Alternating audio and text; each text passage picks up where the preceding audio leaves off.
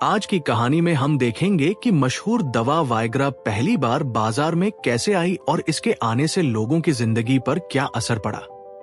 कहानी की शुरुआत जेमी लीव नाम के एक हैंडसम और तेज दिमाग वाले लड़के से होती है, जो एक इलेक्ट्रॉनिक शॉप में सेल्समैन होता है और अपनी बोलने की कला से किसी भी प्रोडक्ट को आसानी से बेच देता है। जेमी न सिर्फ अपने काम में माहिर है, बल्कि उसका स्वभाव भी काफी चुलबुला और आकर्षक है, जिस वजह से वो अक्सर मुश्किलों में फंस जाता है। एक दिन एक गलतफहमी के चलते उसे अपनी नौकरी से निकाल दिया जाता है, लेकिन जेमी हार मानने वालों में से नहीं होता। घर लौटने पर हमें उसके परिवार से मिलवाया जाता है, जहां उसका छोटा भाई जोश एक अमीर और सफल इंसान बन चुका होता है और जेमी को उसकी जिंदगी के फैसलों के लिए ताने देता है।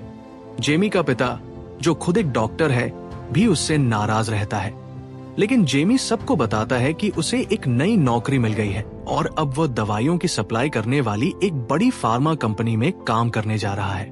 अगली सुबह जेमी फाइजर नाम की कंपनी में पहुंचता है, जहां सभी सेल्समैन को ट्रेनिंग दी जा रही होती है और उन्हें सिखाया जाता है कि किसी भी हालत में डॉक्टरों को कंपनी की दवाइयां बेचनी है।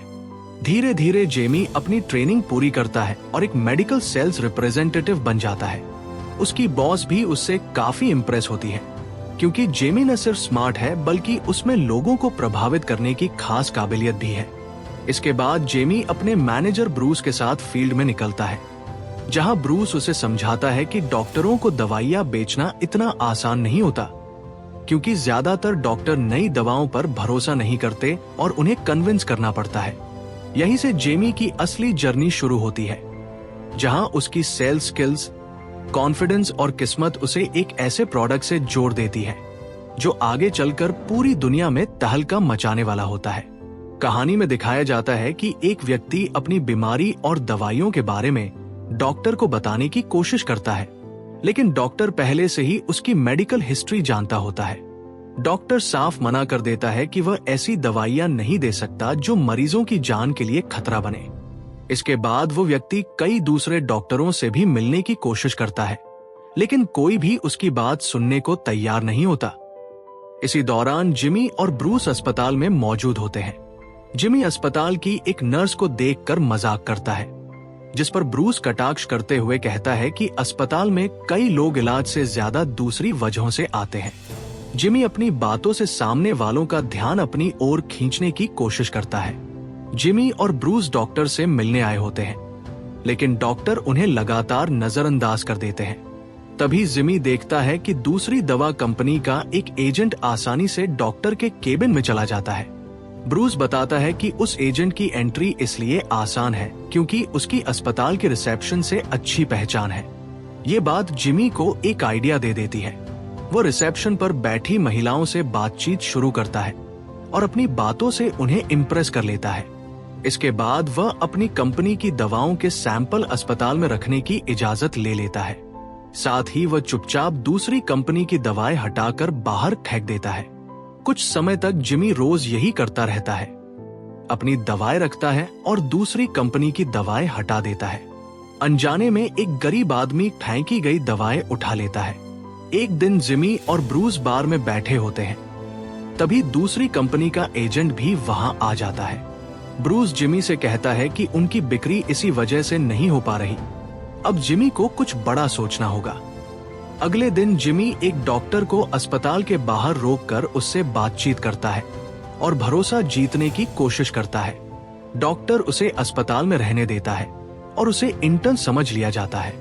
अंदर डॉक्टर एक महिला मरीज, मैगी, को चेक करता है, जिसे शुरुआती स्टेज की एक न्यूरोलॉजिकल बीमारी होती है। जिमी वहां मौजूद होता है और सब कुछ देखता है। बाद में मैगी को शक हो जाता है कि जिमी डॉक्टर नहीं है।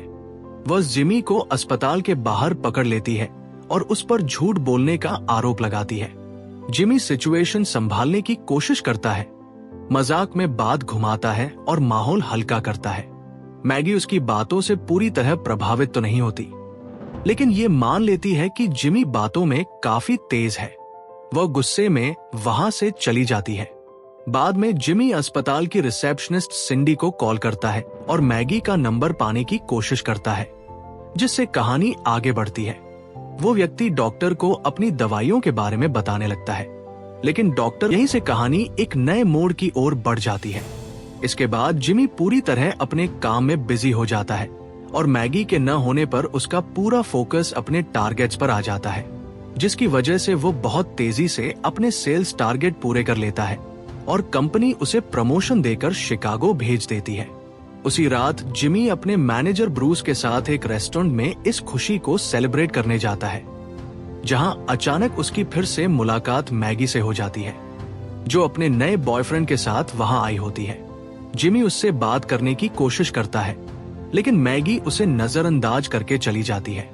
बाद में जब जिमी शिकागो जाने के लिए पैकिंग कर रहा होता है, तो वो मैगी की एक पुरानी वीडियो देखता है, जो उन्होंने साथ समय बिताने के बाद रिकॉर्ड की थी, जिसमें मैगी बहुत खुश नजर आ रही होती है और कहती है कि ये पल उसकी जिंदगी के सबसे खूबसूरत पलों में से एक है।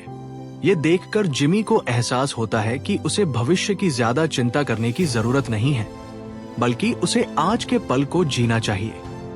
तभी वो अपनी कार लेकर मैगी से मिलने निकल पड़ता है, लेकिन दूसरी तरफ मैगी भी शहर छोड़कर जा रही होती है। जिमी उसकी बस का पीछा करता है और ड्राइवर से बस साइड में रोकने को कहता है। फिर वह मैगी से मिलकर अपने दिल की बात कहता है कि उसने आज तक किसी से सच्चा प्यार नहीं किया था। वो बस लोगों के साथ वक्त बिताकर आगे बढ़ जाता था। लेकिन मैगी से मिलने के बाद उसे पहली बार एहसास हुआ कि प्यार क्या होता है, और अब उसे मैगी की जरूरत है, वरना उसकी जिंदगी का कोई मतलब नहीं रहेगा।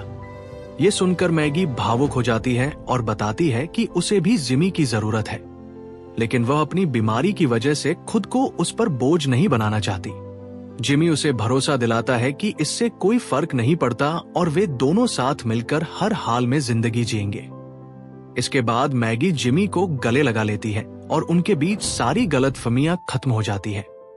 और इसी के साथ ये खूबसूरत कहानी यहीं खत्म हो जाती है।